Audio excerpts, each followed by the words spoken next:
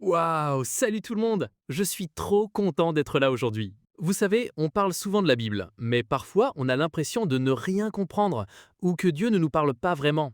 J'ai cette impression parfois. Mais aujourd'hui, on va parler de trois erreurs super courantes qu'on fait en lisant la Bible. Et Eden m'a dit que la deuxième, je la fais sans le savoir. Vraiment?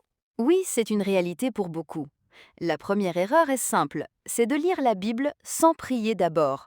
La Bible n'est pas un simple livre d'histoire, elle est spirituelle. Elle a été écrite par des hommes inspirés par le Saint-Esprit.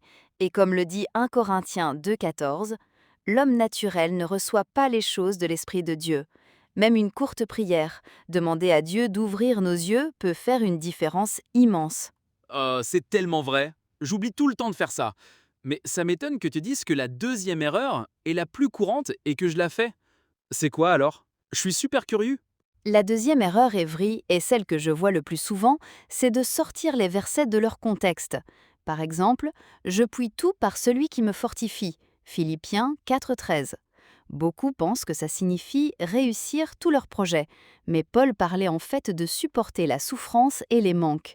Lire un verset sans lire ce qui vient avant et après, c'est comme écouter une seule phrase d'une conversation. On risque de mal comprendre. Ah oui, c'est dingue. Je l'ai déjà fait tellement de fois, je l'avoue. C'est tellement logique quand tu l'expliques. Mais alors, quelle est la troisième erreur? Est-ce que je la fais aussi? Dites-moi en commentaire si vous aussi vous avez déjà fait ces erreurs. La troisième erreur, c'est de lire juste pour cocher une case. C'est quand on lit un chapitre rapidement, juste pour dire c'est fait, sans vraiment chercher à écouter Dieu. Mais Dieu ne cherche pas des lecteurs pressés, il cherche des cœurs ouverts.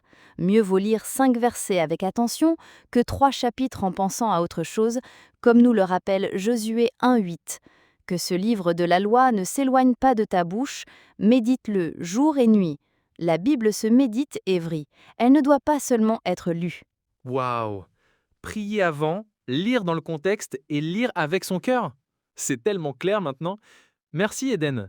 Et t'as dit qu'il y avait une clé bonus super simple pour mieux comprendre la parole de Dieu, même pour les débutants.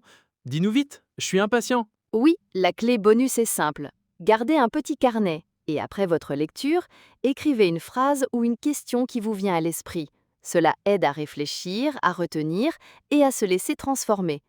Si vous voulez d'autres vidéos comme celle-ci pour vous aider à comprendre la Bible verset par verset ou découvrir ses trésors, abonnez-vous à cette chaîne, Paroles authentiques, et activez la cloche.